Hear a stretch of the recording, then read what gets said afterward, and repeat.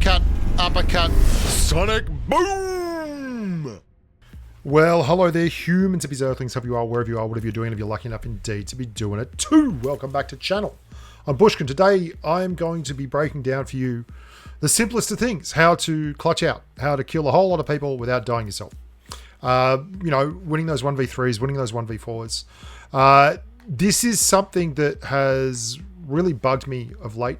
And I looked back through a lot of footage and I realized that we've won like 8 squad games in a row on stream, and it's not because of clutching out or anything crazy. I mean, I've had some good moments, but it's mostly because I just keep doing the simple things right.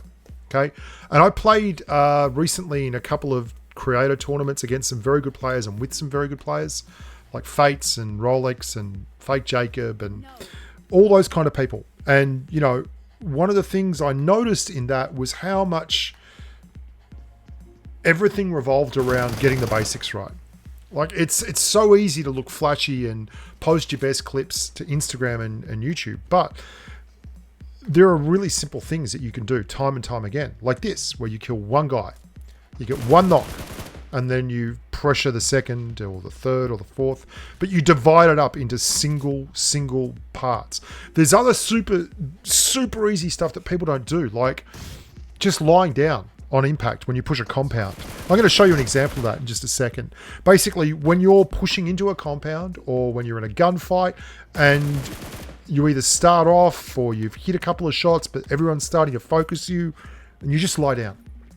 And it is something that I looked through the footage and noted I was doing constantly. Let's roll the clip. This is us pushing late game. There's 19 people left, so 16 bad guys, possibly 3 or 4 squads and a few solos and whatever. As soon as we hit this compound, my first thing I'm going to do is bail out of the car. I'm driving. And then I lie down. And then get up. Now it does 2 things. The first thing it does is it takes me off the radar as soon as things start. The second thing it does is, as I stand up to shoot, they're looking at other targets. They're not looking at me. So I get a wonderful look at a window that ends up having 2 people in it, and we get double knocks, which opens up the floor for clearing the last 2 at one at a time. I'm going to slow this down, and I want you to watch this. This is because I'm not some kind of crazy fragger. You guys know that. I just do my best, straight to the ground, okay? And then that guy has already acquired another target. Nice big sprays as he comes to the window. We get a shield up on our mate here just in case they grenade or they push in, and it gives Rookie Dab a bit of cover. And then we're going to turn this into a 1v1. I'm just going to strafe across. I do duck at the end, but basically just pre-fire and just hit a lot of shots with the M416.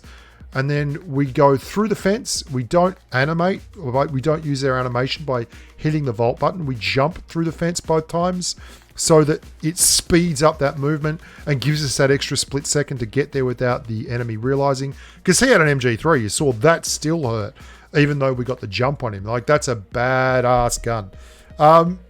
And that is how old, fat, tubby ball blokes like me can still be effective in a game like this. Is you've got to do the absolutely simple, like meat and potatoes, fundamentals right. And if you do that right, you actually give yourself a chance, regardless of the competition level.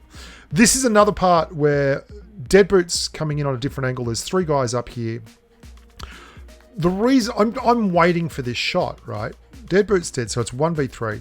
I'm waiting until one of these guys comes far enough out that he's going to be clearly thirstable, and it's going to force his mate into making some bad decisions.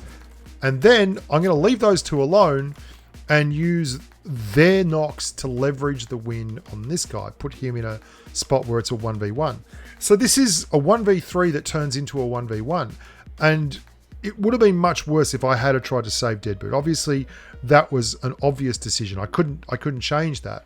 But if I had tried to shoot that guy when he was just on the crest of that ridge, I might have got him, I might have knocked him, but I wouldn't have had him so far away from cover that his mate really felt the need to thirst me.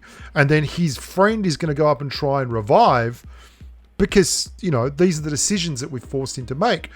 I've lost a lot of games, and that's probably why I feel confident with some of these ideas because I know they work, because I know why I've lost games. I've beaten so many people who are much, much better players than me. There's no way around this. Beating better players is the biggest challenge, and you beat them because generally you put yourself in a position where it's an unfair fight. Like, we are camping this late game drop. You should never come to this, but they do, and that's a full squad, you know. They're a full squad, and we're a duo, and they're all dead because, you know, they did the wrong thing. There's an old adage, like, if you and your opponent are in a fair fight, one of you's done something wrong. This is exactly what I'm talking about. This is just a hot drop, right? Do I wait for this guy to get a weapon? Is that what I do? Like, is that honestly going to be the way we do business here? Do I wait for this guy to get a good gun and then give him a turn? No, of course not. The hot drop is where you exploit the fact you have an M762 and they're running around with nothing. But it's still 2 frags and it still counts towards the end score, and you're alive and they're not. That's all that matters. Doesn't mean you have to just camp or you have to just be pussyfooting around. There will be opportunities for you to do really good things, but you've got to temper that with the knowledge that sometimes that's not your best option. Look, this is a great example of that. I've got Abacam, but I mean a Mark 14 and an M762, but I'm about to pick up an MG3, okay? And that is going to completely change the complexion of this next engagement. There's a squad pushing us as we get our loot. Now, I'm going to just cut this as I reload and get myself ready and throw some smokes out. And then I'm going to push. Because, look, I'm happy to meet shield here. We've got someone with an AWM in an overlook position. We've got a squad that just got... Someone knocked one of these guys. And I've got an MG3. Look at this thing. I feel absolutely no qualms. Like, anyone that I run into here is probably going to be running an M416. Unless they're running a Mark 14 or another MG3, I feel like I can absolutely dominate them. And I've got lots of people behind me to give me support. So this is where I see an opportunity. I see the ability to be aggressive here as a whole other thing. And you can see, that's 2 knocks there. Like, this is the MG3 doing MG3 things. That's all of them dead. All of them dead. And that's because we saw an opportunity and we took it. But that is all about recognizing these things and playing to your fundamental strengths. It wasn't exactly crazy Fates or Fake Jacob stuff where they're jumping around and throwing mollies and doing all kinds of things. It was just roll forward and have a better gun. Okay? I don't apologize for that. I've won a lot of games by just not letting them have a fair fight. A lot of this is stuff that you're going to say, well, I know, Bushka, I know. But hey, I understand you know, and I know it too. But do you know how many times I've lost games because I haven't followed my own advice? I can't emphasize enough that being able to be almost, not robotic, but I mean, have a look at this. These grubs, this is the grass. What a horrible thing. But being able to actually be objective with this and step back from your avatar, your player character, and say to yourself, nah, I'm not doing this. This is a dumb idea. Is just, that is a skill. That is a tremendous skill. I can see where this guy is down on the left side here.